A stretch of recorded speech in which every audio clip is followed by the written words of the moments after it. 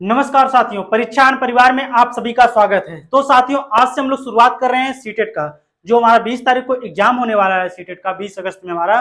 साथियों, उसके उपलक्ष्य में हम लोग क्या करेंगे, आज से हम लोग जितने भी प्रीवियस ईयर के आए हुए प्रश्न हैं पिछले साल के हमारे, उसको हम क्या करेंगे, एक एक करके उनको देखेंगे और समझेंगे। क्योंकि साथियों, इस बार जो हमारा एग्जाम होने जा रहा है उसका बेस क्या रहेगा साथियों, ऑफलाइन पेपर होगा। इसके पहले जो होते थे वो सीबीटी मतलब कंप्यूटर बेस्ड पेपर होते थे। उसमें क्या होता था, अनेकों प्रकार के मतलब काफी प्रश्न मतलब कई पेपर बनते थे। इससे क्या होती बच्चों में अनेकों प्रश्न मिलते थे। बच्चे क्या करते थे, एक तरीके से उनके प्रश्न को अगले साल जो पेपर देने वाले होते हैं उनको क्या होती है, आसानी होती है किसी भी चीज को समझने में। तो ऐसे क्या हुआ, एक एकत्रित काफी प्रश्न एकत्रित हो जाते थे। लेकिन साथियों, इस बार क्या हुआ है, पहले की तरह क्या हो रहा है, ऑफलाइन मोड पे पेपर होने जा रहा है। जिससे क्या होगा, सभी बच्चों के लिए सभी बच्चों के समान एक पेपर निर्धारित किया जाएगा। तो बच्चों, आप लोगों के पास इतना ही कहना है, आप लोग क्या समय कम है, इसके लिए हम लोग क्या कर रहे हैं, जितने भी प्रीवियस ईयर के पिछले साल के आए हुए प्रश्न हुए हैं आपके, उसको हम लोग क्या करेंगे, एक एक करके देखेंगे और समझेंगे। क्योंकि साथियों, सबसे महत्वपूर्ण चीजें अगर होती हैं तो क्या होती है, पिछली चीजों को याद करना। क्योंकि जो पूर्व ज्ञान होता है वो बहुत ही इंपॉर्टेंट होता है। इसलिए हम क्या करेंगे, जो हमारे प्रीवियस ईयर आए हुए प्रश्न उनको हम अनदेखा न करते हुए, जितने भी प्रश्न आए हुए हैं हम उसको क्या करेंगे, सॉल्व करते हुए चलेंगे और समझेंगे कैसे कैसे प्रश्न आपके आने वाले एग्जाम में जो जाएंगे आप लोग देने 20 तारीख को, उसमें मिलेंगे। तो सबसे इंपॉर्टेंट अगर कोई चीज अगर होती है तो जितने भी प्रश्न अगर आए हुए हैं प्रीवियस ईयर के प्रश्न, इसके साथ आप प्रैक्टिस सेट को सॉल्व करते रहिए। और क्या करना साथियों, हमारे साथ जुड़े रहिए। हमारी टीम आज शुरुआत कर रही है पेपर का, जो सीटेट का आगाज कर रही है। जितने भी आपके प्रश्न होंगे वो क्या होंगे, अच्छे से अच्छे जितने प्रश्न आए हुए हैं उसको कराए जाएंगे। ठीक है, तो साथियों चलिए शुरुआत करते हैं। उससे पहले साथियों, क्योंकि कहा जाता है ना कि अगर कोई भी चीज अगर हम करते हैं तो ऐसे कहा जाता है, अगर मकान की अगर साथियों नींव मजबूत होगी तो मकान ऑटोमेटिक क्या होगा, मजबूत होगा। तो हम लोग क्या करेंगे, आज देखेंगे क्या क्या चीजें दी गई है। उससे पहले देख लेते हैं हमारा मोटिवेशनल थॉट क्या है, उसको देखते हुए हम लोग आगे बढ़ेंगे। और एक एक साथ हमारा साथ दीजिए साथियों, चलिए लगे रहते देखते हैं। सफलता क्रियाओं से ज्यादा, सफलता जो होती है साथियों, क्रियाओं से ज्यादा हमारी प्रतिक्रियाओं पर निर्भर करती है कि हमारी प्रतिक्रिया क्या है, हम लोगों ने कितनी तैयारी कर ली है, कैसे कर ली है, कितना जो हमारा स्ट्रेटेजी उसको हम लोगों ने कैसे निर्धारित किया है। तो इसको देखते हुए सीटेट को हम लोग क्या करेंगे, आसानी से क्रैक करेंगे। चलिए साथियों शुरुआत करते हैं। हम लोग देखेंगे सीडीपी में जितने भी हमारे 30 प्रश्न जो भी आते हैं साथियों, बहुत अच्छे प्रश्न आते हैं। आप लोग एग्जाम में देखे भी होंगे, प्रैक्टिस सेट करते होंगे, प्रीवियस सेट सॉल्व करते होंगे। तो ऐसा कुछ नहीं है जो आपको न समझ में आए। बाकी ऐसे ऐसे प्रश्न हम खुद लेके आए साथियों, जिससे आपको समझने में और आने वाले एग्जाम के लिए बहुत ही कारगर साबित होगी। तो शुरुआत करते, चलिए देखते हैं। हमारा मिशन अगस्त जो है सीटेट 2023 का, इसको देखते हुए हम लोग बढ़ेंगे साथियों। जितने भी पेपर हमारे अब तक हुए दिसंबर से फरवरी तक जो पेपर हुए हैं वो आपको हम लोग कराएंगे। तो चलिए शुरुआत करते, देखते हैं पहला प्रश्न हमारा क्या कहता है। पहला प्रश्न हमारा क्या कहता है हम उसको देखेंगे और कहेंगे क्या, अनेक स्थितियों में, प्रश्न हमारा क्या कहता है साथियों, उसको ध्यान से पढ़ेंगे। अनेक स्थितियों में विकास के विभिन्न क्षेत्र मानवीय क्षमताओं की व्याख्या करने में परस्पर प्रतिच्छेद करते हैं। परस्पर क्या करते हैं, परिच्छेद करते हैं। तथापि विकास का कौन सा क्षेत्र प्रत्यक्ष रूप से बौद्धिक योग्यताओं, जैसे कि किसी भी समस्या को समाधान जो होता है, समाधान, समालोचनात्मक चिंतन और तार्किकता की स्पष्टता चर्चा करता है। तो सबसे पहले प्रश्न को आप लोग यही समझ गए होंगे कि बात किसकी करता है। अगर कोई भी चीज आ रही है, समस्या समाधान, इसके बाद समालोचनात्मक चिंतन, इसके बारे में हम लोग क्या करेंगे, प्रश्न हमारा यही कहता है। और तार्किकता स्पष्टता, किस चीज की जो ऑप्शन दिए हैं किस प्रकार इसमें चर्चा करेंगे। ऑप्शन पहला दिया है क्या, शारीरिक रूप से, बी हमारा दिया है गत्यात्मक रूप से, सी दिया है सामाजिक रूप से, या फिर डी दिया है कॉग्निटिव, अर्थात हमारा जो होता है संज्ञानात्मक रूप से। तो कोई भी चीज होता है, संज्ञान हमारा क्या होता है, ज्ञान समझ, अर्थात जो भी चीजें, कोई भी चीज अगर होती है उसके बारे में तर्क करते, विचार करते, सोचते समझते हैं। इसके बाद हम क्या करते हैं, अपने जो जो भी चीजें होते हैं उसका हम क्या परिणाम निकालते हैं। तो कहने का तात्पर्य क्वेश्चन का हमारा यही यहाँ पर कहता है कि समस्या समाधान जो होता है उस समालोचनात्मक चिंतन क्या है, किसी भी चिंतन को हम अनेकों प्रकार से सोच समझ सकते हैं, तर्क वितर्क चिंतन उस पर हम कर सकते हैं। इसके बाद हमारा यह तार्किकता की स्पष्टता जो हमारा होगा, तो साथियों इसमें क्या होगा, हमारा ऑप्शन डी जो दिया है यही क्या होगा, यहाँ पर सही होगा, संज्ञानात्मक अर्थात संज्ञान। बात करें पहले ऑप्शन की, तो हमारा जो क्वेश्चन है उसका सही होगा ऑप्शन कौन सा, डी। बढ़ते हैं अगला प्रश्न देखते। दूसरा प्रश्न हमारा दिया है विकास। विकास बहुत बहुत बार पूछा गया प्रश्न है ये, मतलब जो हमारा सीटेड है इसका बहुत ही फेवरेट प्रश्न है। ऐसे कुछ प्रश्न आपको जो देखेंगे रिपीटेड मिलेंगे, आप लोग देते हुए आए होंगे, प्रश्न को देखते हुए भी आए होंगे। तो देखते हैं, विकास से की ओर बढ़ता है, मतलब विकास किस चीज से किस चीज की ओर बढ़ता है। ऑप्शन पहला दिया है सिर से पैर की ओर, बी है जटिल से सरल की ओर, सी है बाह्य से केंद्र की ओर, और डी है विशिष्ट से सामान्य की ओर। तो बात करते हैं किसकी, विकास की। विकास क्या होता है, विकास क्या होती है, एक निरंतर चलने वाली प्रक्रिया होती है। तो सबसे महत्वपूर्ण अगर बात करें तो विकास किस चीज से किस ओर चलता है, क्या वो जटिल से सरल की ओर चलता है, क्या जो हमारा विकास होता है जटिल से सरल की ओर चलता है, बिल्कुल नहीं साथियों। इसके बाद क्या विकास बाह्य केंद्र से, मतलब बाहरी केंद्र से अंदर की केंद्र की ओर चलता है, बिल्कुल नहीं। क्या विशिष्ट सामान्य की ओर, नहीं साथियों। विकास जो होता है हमारा वो क्या होता है, सिर से पैर की ओर चलता है, जिसे हम क्या कहते हैं मस्तिष्काधोमुखी के नाम से जानते हैं। इसमें क्या होता है, किसी भी बच्चे का पहले क्या होगा, बच्चा किस पर नियंत्रण करना शुरू करेगा, कोई भी चीज होगी तो वो अपने सिर पर, इसके बाद उसके जो हाथ पैर होते हैं उस पर नियंत्रण करना शुरू कर देता। तो सबसे पहले बात करें मस्तिष्क की, तो उसमें क्या होता है मस्तिष्क पर पहले पहले नियंत्रण करना शुरू करता है। इसके बाद जितने भी अंग होते हैं, जैसे हाथ हो गया, पैर हो गया, इत्यादि चीजों पर वो क्या होता है नियंत्रण करना धीरे धीरे शुरू कर देता है। तो इसे हम क्या कहते हैं मस्तिष्काधोमुखी के नाम से जानते हैं साथियों। तो इसमें ऑप्शन जो हमारा सही होगा, ऑप्शन ए हमारा जो दिया वही क्या होगा, सही होगा कि विकास सिर से पैर की ओर चलता है। बढ़ते हैं नेक्स्ट प्रश्न देखते हैं। हमारा दिया है प्रारंभिक बाल्यावस्था के डैश डैश दिया है दौरान सामाजिकरण, फिर डैश दिया है का प्राथमिक कारक है, और फिर डैश आगे है सामाजिकरण द्वितीय कारक है। कहने का तात्पर्य है कि प्रारंभिक बाल्यावस्था के दौरान इसमें से कौन सा चीज जो बालक का प्राथमिक कारक है और कौन सा चीज बालक का द्वितीय कारक के रूप में जाना जाता है। यह भी प्रश्न आपका रिपीटेड प्रश्न है, हमेशा आया हुआ प्रश्न है। ऑप्शन ए देखते हैं, हमारा दिया है जनसंचार माध्यम और परिवार। क्या बालक का प्राथमिक कारण बोले तो सामाजिक रूप से तो क्या होगा, क्या जनसंचार पहला होगा या फिर विद्यालय और परिवार होंगे। ऑप्शन सी कहता है क्या परिवार और विद्यालय होगा।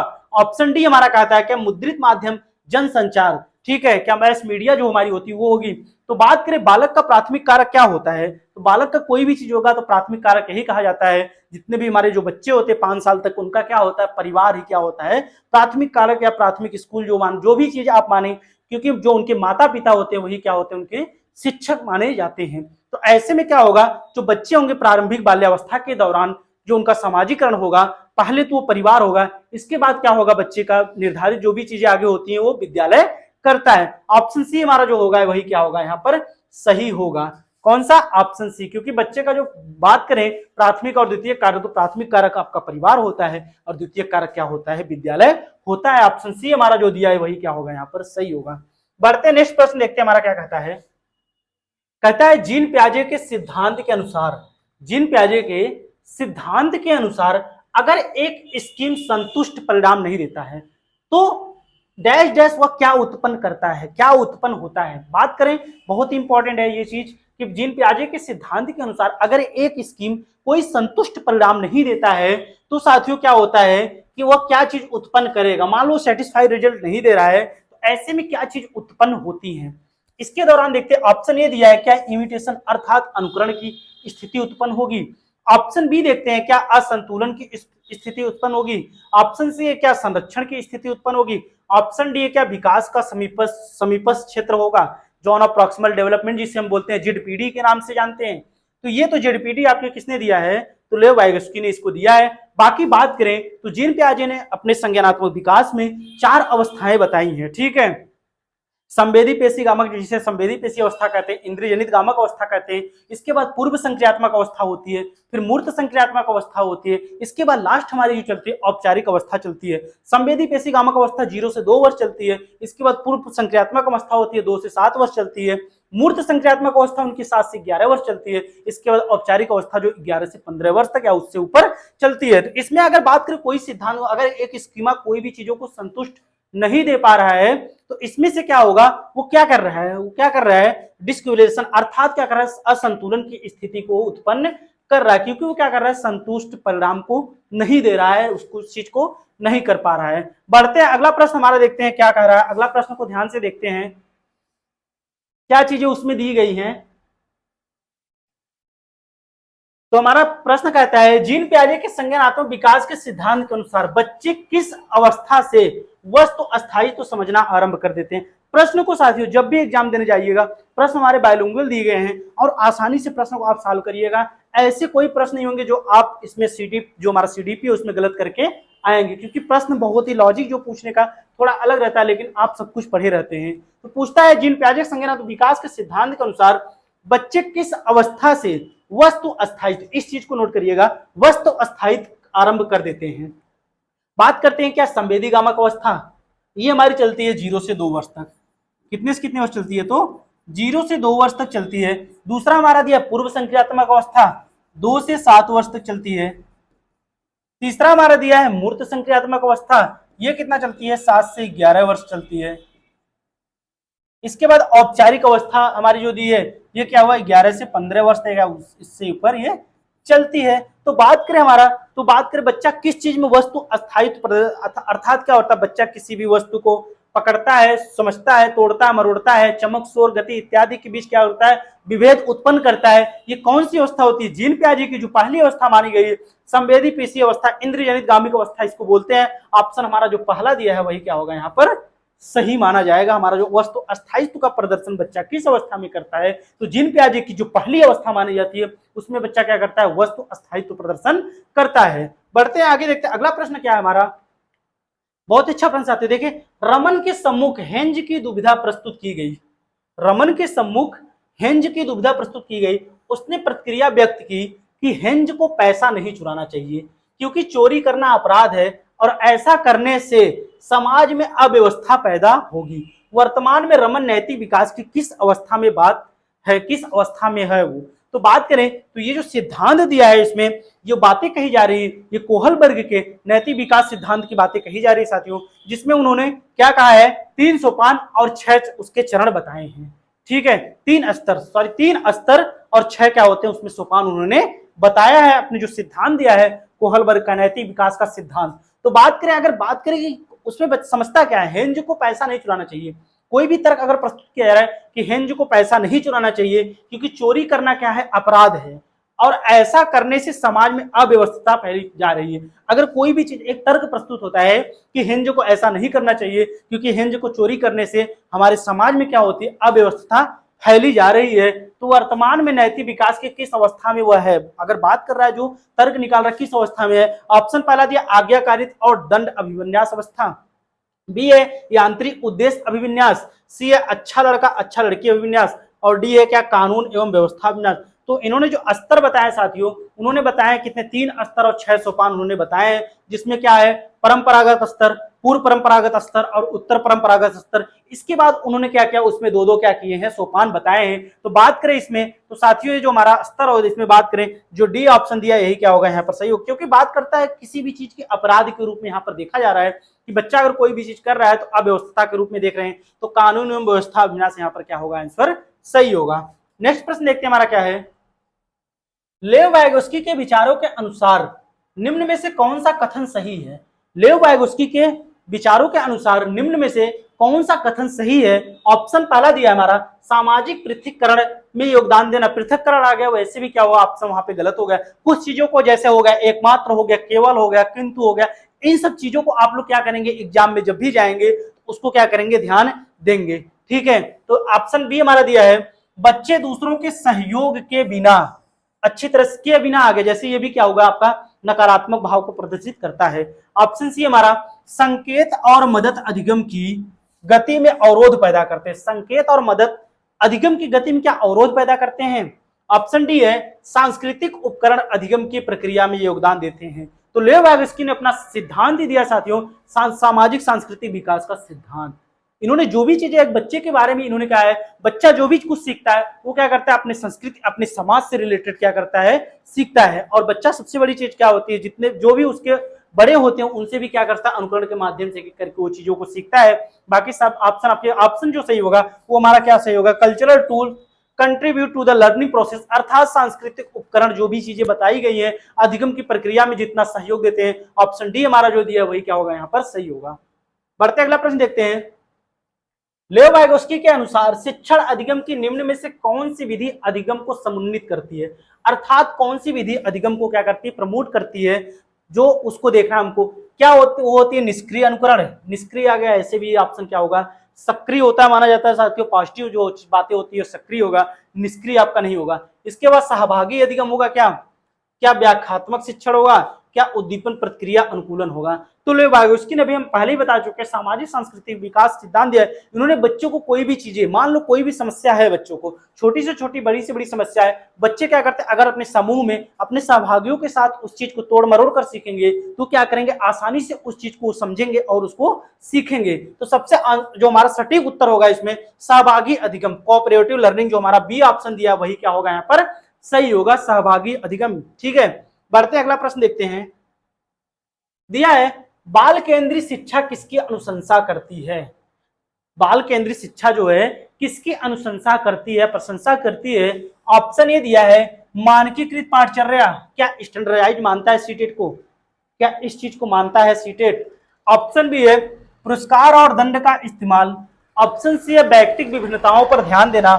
ऑप्शन डी है योग्यता के सत्तावादी मत का विकास करना। तो सत्तावादी मत, मानकीकृत, स्टैंडर्डाइज, ये सब सीटेट क्या मानता है, इसको नकारात्मक मानता है। पुरस्कार, दंड, ये सब क्या होते हैं नकारात्मक। बल्कि क्या होता है, अगर बात करें बाल केंद्रीय शिक्षा हमारी यही कहती है कि क्या होते हैं बच्चे, इसमें क्या होते हैं अलग अलग समुदाय, अलग अलग समूहों से आते हैं, उनकी बोली भाषा क्या होती है अलग अलग होती है, और प्रत्येक बच्चे में क्या होता है, हर एक बच्चे में व्यक्तिगत भिन्नता पाई जाती है। उनकी सीखने की रुचि, क्षमता, बोलने समझने इत्यादि की जो क्षमताएं होती हैं वो अलग अलग होती है। इसलिए हमारी समावेशी शिक्षा भी यही कहती है हमें सभी बच्चों को एक साथ क्या होना, शिक्षा देना चाहिए। और बाल केंद्रीय शिक्षा भी यही मानती है व्यक्ति विभिन्नता को ध्यान में रखते हुए हमें क्या करना है, पठन पाठचर्या का कार्य करना चाहिए। तो ऐसे में ऑप्शन जो हमारा सी दिया है वही क्या होगा यहाँ पर सही होगा।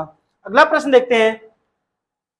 हार्वर्ड गार्डनर के बुद्धि के सिद्धांत के अनुसार बुद्धि, हार्वर्ड गार्डनर के बुद्धि के सिद्धांत के अनुसार बुद्धि क्या है।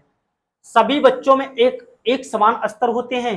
बी है एक सामान्य योग्यता है जिसका कोई जैविकीय आधार नहीं है। ऑप्शन सी है जन्म से स्थिर है और इस पर परिवेशी कारक कोई प्रभाव नहीं पड़ता। ऑप्शन डी कई प्रकार की होती है और व्यक्तियों के पास विभिन्न प्रकार की बुद्धि के विभिन्न प्रकार के स्तर होते हैं।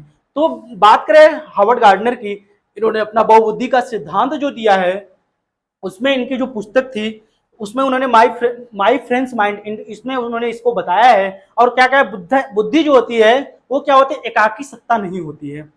बुद्धि जो होती है एकाकी सत्ता की नहीं होती है, बल्कि क्या होती है कई प्रकार की होती है और व्यक्तियों के पास विभिन्न प्रकार की बुद्धि के विभिन्न विभिन्न स्तर होते हैं। और इन्होंने सबसे इंपॉर्टेंट साथियों, इन्होंने बुद्धि के 9 प्रकार बताए हैं, उसको भी आप लोग ध्यान से देख लेंगे क्योंकि बहुत इंपॉर्टेंट है। हार्वर्ड गार्डनर को आप जरूर पढ़ के जाइएगा, इनसे काफी बार परीक्षा में प्रश्न आपको मिलते हैं। ऑप्शन डी हमारा जो दिया वही क्या होगा यहाँ पर सही होगा। उन्होंने बहुत सारी भाषाई बुद्धि, संगीताई बुद्धि, प्राकृतिक बुद्धि, बहुत सारी बुद्धि, अंतर्वैयक्तिक, मतलब 9 प्रकार की बुद्धियां उन्होंने अपने सिद्धांत जो पुस्तक है उसमें इन्होंने बताई है। बढ़ते अगला प्रश्न देखते हैं। हमारा कथन दिया, अभिकथन क्या कहता है देखते हैं। अभिकथन ए हमारा कहता है अधिगम का सामाजिक रचनावादी सिद्धांत अधिगम प्रक्रिया को सहज सुगम, अधिगम प्रक्रिया को सहज सुगम बनाने के लिए कक्षा में मुद्रित समृद्ध परिवेश के सृजन पर बल देता है। तर्क देखिए हमारा क्या कहता है, भाषा विकास में विद्यालय के परिवेश की कोई भूमिका नहीं है और विकास पूरी तरह से जैविकी परिपक्वता पर निर्भर होता है। तो हमारा कथन अगर बात करें, देखिए ध्यान से पढ़िएगा प्रश्न को, कि अधिगम का सामाजिक रचनावादी सिद्धांत अधिगम प्रक्रिया को सहज सुगम बनाने के लिए कक्षा में मुद्रित समृद्ध परिवेश के सृजन पर बल देता है। बिल्कुल हमारा कथन सही है। अगर हमारे जो भी चीजें दी गई, अगर सामाजिक चीजें, सामाजिक रचनावादी चीजों से अगर हम अधिगम प्रक्रिया को अगर जोड़कर कोई भी चीज सीखेंगे तो कक्षा में क्या होगी, एक समृद्धि साबित होगी।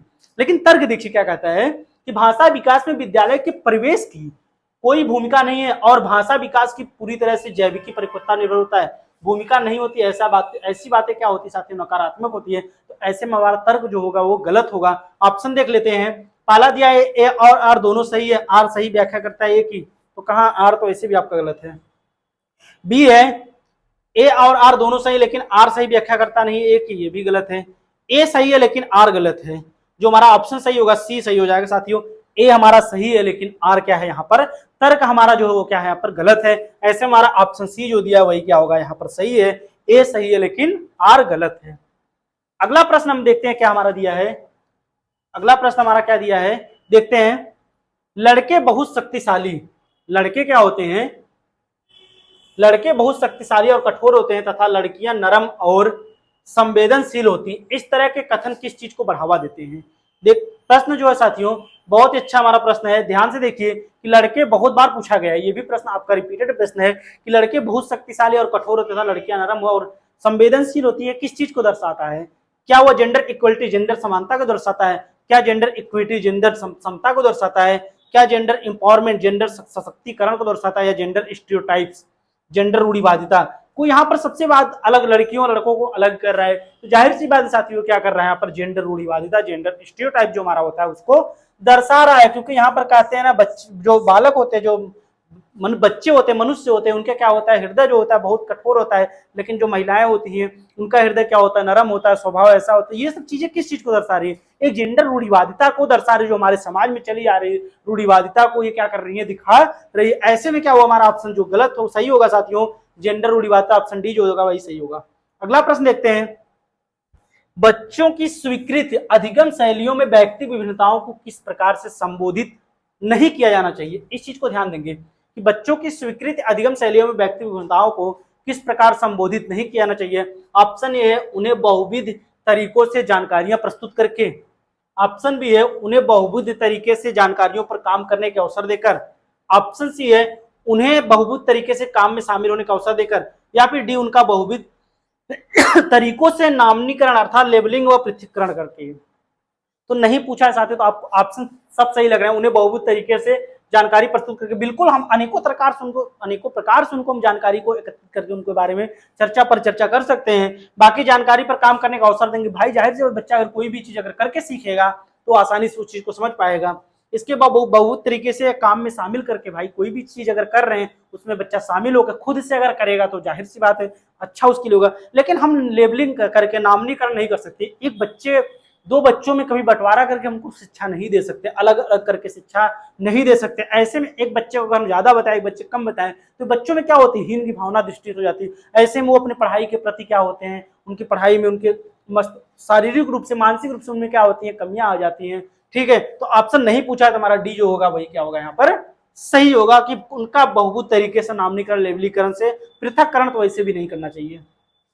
नेक्स्ट प्रश्न हमारा क्या कहता है, आकलन करने का मुख्य कारण क्या है? आकलन करने का मुख्य कारण क्या है? विद्यार्थियों में परीक्षा के प्रति भय पैदा करना। ऑप्शन बी है अधिगम को अनुकूलतम बनाने के लिए विद्यार्थियों को खूबियों और चुनौतियों को पहचान करना। ऑप्शन सी है विद्यार्थियों के निष्पादन के अनुसार उनकी कक्षा में प्रोन्नत करना या रोक लगना। ऑप्शन डी है विद्यार्थियों को श्रेणी देना और वरीयताओं में वर्गीकृत करना। तो आकलन करने का मुख्य कारण क्या है? क्या विद्यार्थियों में परीक्षा के प्रति भय पैदा करना? बिल्कुल गलत साथियों। क्या उनके विद्यार्थियों के निष्पादन अनुसार उन्हें आगे कोई कक्षा में प्रोन्नत करना या रोक लेना? ये भी नहीं है। इसके बाद विद्यार्थियों को श्रेणी देना और वरीयताओं में वर्गीकृत करना ये भी नहीं होगा साथियों, बल्कि हमारा ऑप्शन जो सही होगा तो क्या सही होगा कि अधिगम के अनुकूलतम बनाने के लिए विद्यार्थियों की खूबियों और चुनौतियों की पहचान करना चाहिए। ऑप्शन बी जो दिया है वही क्या होगा यहाँ पर सही होगा।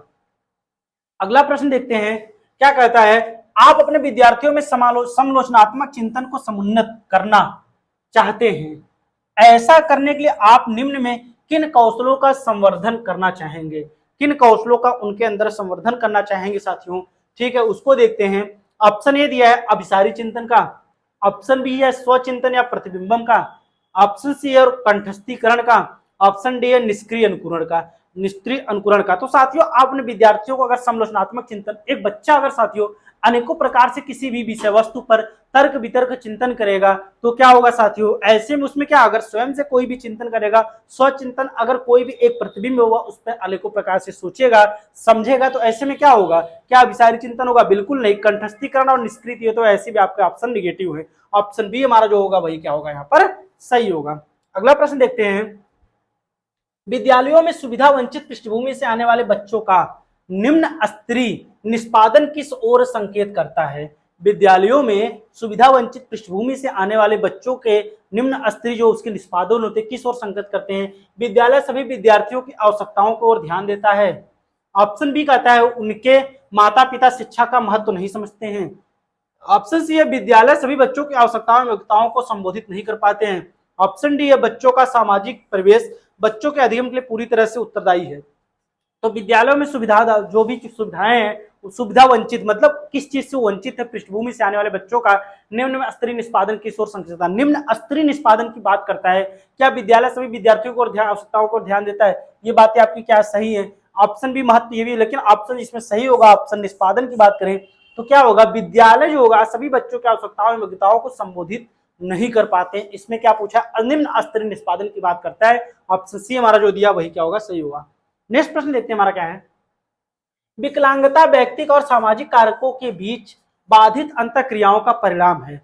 विकलांगता का कौन सा प्रतिमान इस दृष्टिकोण को समर्थन देता है? ऑप्शन ए है चिकित्सीय, ऑप्शन बी है दानशीलता, ऑप्शन सी है सामाजिक, ऑप्शन डी है मानवीय व्यवहार। तो बात करें विकलांगता व्यक्तिगत और सामाजिक कारकों के बाधित अंतःक्रियाओं का परिणाम है, विकलांगता का कौन सा प्रतिमान इस दृष्टिकोण को समर्थन देता है? क्या चिकित्सीय? बिल्कुल नहीं। दानशीलता भी नहीं। मानवीय व्यवहार? बल्कि क्या होता है, ये सामाजिक रूप से हम क्या कर सकते हैं, एक दिव्यांग बच्चे को क्या कर सकते हैं, हम उनको उत्साहों को बढ़ा सकते हैं। ठीक है, तो ऐसे में क्या होता है साथियों कि जो भी बच्चों के लिए क्या बताई गई है, जो हमारा अधिनियम आया था, अधिनियम 1995 में, अधिनियम 1995 अनुच्छेद 26 में क्या बातें कही गई थी? अनुच्छेद 26 में यही बातें कही हैं कि जितने भी हमारे दिव्यांग बच्चे हैं जो 18 साल से कम एज के हैं, उनको क्या करना साथियों, निःशुल्क एवं अनिवार्य मुक्त शिक्षा प्रदान करना। ऐसे में साथियों क्या होता है, हमारा अधिनियम 1995 अनुच्छेद 26 में ये बातें कही गई है। और यूएनओ के द्वारा हमारा संयुक्त राष्ट्र संघ है, इसीलिए साथियों संयुक्त राष्ट्र संघ के द्वारा 3 दिसंबर को, कब, 3 दिसंबर को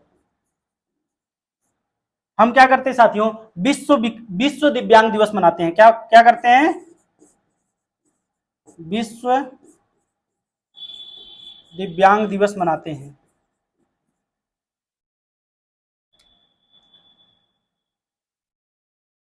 विश्व विज्ञान दिवस मनाते हैं। ठीक है, तो 3 दिसंबर को क्या करते हैं, विश्व दिव्यांग दिवस मनाते हैं। इसमें ऑप्शन जो सही होगा हमारा सी ऑप्शन जो दिया वही क्या होगा, सही होगा। बढ़ते अगला प्रश्न देखते हैं कि श्रवण बाधित वाले विद्यार्थियों के सफल समावेशन को सुनिश्चित करने के लिए अध्यापक को क्या करना चाहिए? ऑप्शन ए है जानकारी प्रस्तुत करने के लिए व्याख्यान विधि का अक्षय रूप से प्रयोग करना चाहिए, बी है अधिगम के आकलन के लिए मौखिक परीक्षाओं का परीक्षण करना चाहिए, सी है कक्षा में सांकेतिक भाषा का प्रयोग करना चाहिए, और डी है सुनिश्चित करना चाहिए मौखिक संप्रेषण दृश्यात्मक प्रस्तुतिकरण के साथ क्या हो, पूरित हो। तो बात करें, अगर ये बात करता है साथियों श्रवण बाधित बच्चा जो होता है, वो जो सामान्य बच्चा होता है 5 फीट जो दूरी होती है उससे ज्यादा अगर उसको बैठाया जाएगा तो वो किसी भी बातों को स्पष्ट रूप से सुन नहीं पाएगा। तो ऐसे में उनके लिए क्या करना होगा, ऑप्शन डी हमारा जो सबसे सटीक उत्तर होगा, यही क्या होगा इसमें कि सुनिश्चित करना कि मौखिक संप्रेषण दृश्यात्मक प्रस्तुतिकरण के साथ पूरित हो, उनके सामने प्रस्तुत करना चाहिए।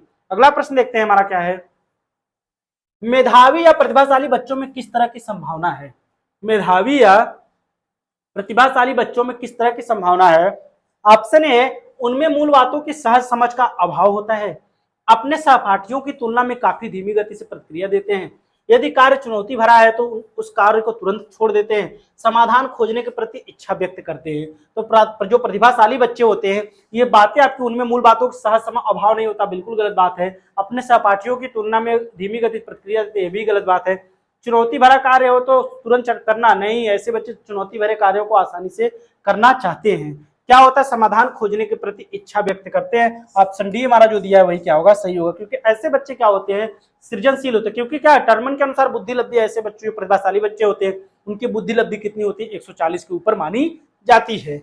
नेक्स्ट प्रश्न देखते हैं, निम्नलिखित में से कौन सा प्रावधान attention deficit hyper activity disorder वाले विद्यार्थियों के लिए चुनौती प्रस्तुत करेगा, जिसे हम शॉर्ट फॉर्म में एडीएचडी कहते हैं, एडीएचडी के नाम से जानते हैं। ऑप्शन ए है लिखित प्रदत्त कार्यों के लिए सहायक प्रौद्योगिकी तक सुगम में पहुंच, बी है विभिन्न संवेदों का उद्दीपन, सी हमारा कहता है प्रदत्त कार्यों के छोटे छोटे प्रबंधनीय समूह में प्रस्तुत करना, और डी है बिना किसी अंतराल के लंबी अवधि वाले व्याख्यान। तो बात करता है कौन सा विद्यार्थी के लिए सबसे चुनौती प्रस्तुत करेगा, लिखित प्रदत्त कार्यों के लिए सहायक प्रौद्योगिकी सुमन, ये बातें सही है, विभिन्न संवेदों का उद्दीपन, ये भी सही है, प्रदत्त कार्यों के छोटे छोटे प्रबंधनीय समूह प्रस्तुत करना, ये भी सही। अगर बात करें बिना किसी अंतराल के लंबी अवधि वाले जो व्याख्यान होंगे वही क्या होंगे, उनके लिए चुनौती भरे प्रस्तुत होंगे। ऑप्शन डी हमारा जो दिया वही सही होगा। अगला प्रश्न देखते हैं, अभिकथन हमारा दिया है, कथन क्या कहता है, अध्यापक को अपने विद्यार्थियों के सहयोगात्मक अधिगम में सहयोग करने, समूह कार्य करने और सक्रिय रूप से भाग लेने को प्रोत्साहित करना चाहिए। बिल्कुल हमारा कथन सही है। देखिए तर्क क्या है, अधिगम एक सामाजिक गतिविधि और विद्यार्थियों को सामूहिक रूप से ज्ञान सृजन करना चाहिए। तो बात सही है, दोनों बातें आपकी सही है, पूछना सही विकल्प चुनना है। जब दोनों बातें सही हैं तो देखते हैं ए और आर दोनों सही, आर सही व्याख्या करता है ए की, हमारा जो ए ऑप्शन है यही क्या होगा यहाँ पर सही हो जाएगा, क्योंकि बात दोनों हमारी क्या, कथन भी सही है और हमारा तर्क भी सही है। अगला प्रश्न देखते हैं, क्या कहता है, शिक्षण अधिगम के निम्न में से कौन सी विधि ज्ञान के सृजन में विद्यार्थियों की सक्रिय भूमिका को महत्व नहीं देती। इस चीज को जरूर ध्यान देंगे, नहीं देती है। ऑप्शन ए क्या, व्यवहार अनुकूलन, बी है सहपाठी सहभागिता, सी है अन्वेषण अधिगम और डी है पारस्परिक शिक्षण। तो शिक्षण अधिगम की प्रक्रिया में निम्न में से कौन सी ज्ञान की विधि जो होती है वो विद्यार्थियों को सक्रिय भूमिका नहीं देती है। तो व्यवहार अनुकूलन जो हमारा बिहेवियर कंडीशन, सहपाठी सहभागिता देती है, अन्वेषण भी देती है, पारस्परिक शिक्षण, लेकिन ये व्यवहार अनुकूलन क्या होता है, हर बच्चे का क्या होता है, अलग अलग होता है। ऐसे में बच्चा क्या करता है, अलग अलग तरीकों से कोई भी चीजों को समझता है, सोचता है। ऑप्शन हमारा जो ए दिया वही क्या होगा यहाँ पर सही है। नेक्स्ट प्रश्न देखते हैं, विद्यार्थी किसके द्वारा बेहतर और प्रभावशाली तरीके से सीखते हैं। किसके द्वारा बेहतर और प्रभावशाली तरीके से सीखते हैं। ऑप्शन है निष्क्रिय अनुकरण, तो ये तो ऐसे ही कट गया। पुरस्कार और दंड, ये भी हो गया गलत साथियों। इसके बाद क्या है, कंठस्थीकरण भी नहीं होगा, लेकिन सबसे सटीक उत्तर जिज्ञासा और अन्वेषण होगा। ऐसे प्रश्न क्या होंगे साथियों, जिज्ञासा और अन्वेषण जो होंगे, अगर खोज करके बालक किसी भी चीज को अगर जिज्ञासु है उसको आसानी से खोज करके उस चीज को समझ सकता है, सीख सकता है। ऑप्शन सी हमारा जो होगा वही सही होगा।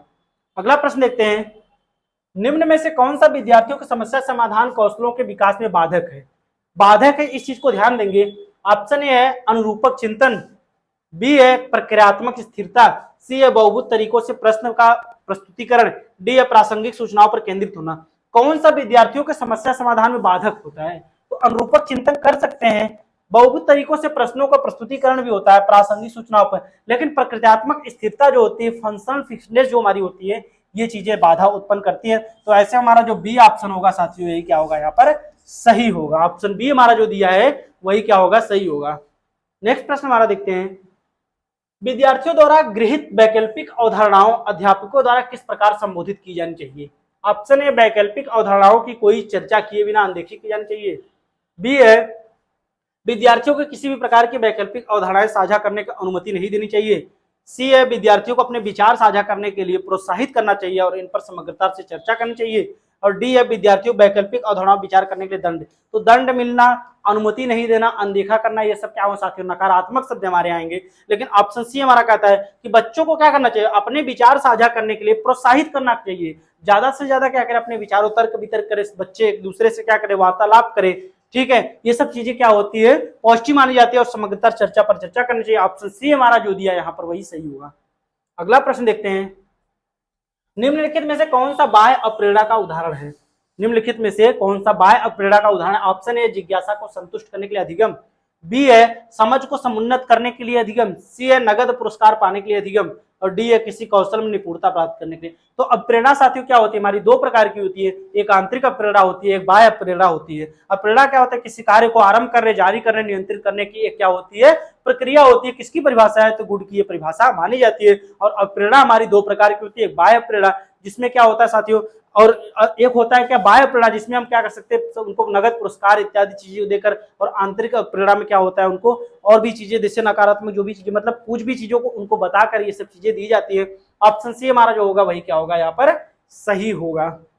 अगला प्रश्न देखते हैं, साइमा अपनी असफलता के लिए योग्यता में कमी को उत्तरदायी ठहराती है और योग्यता को एक स्थिर रूप की तरह मानती है, और बार बार असफलताओं का होना उसमें किस प्रकार की भावना का विकास करेगा।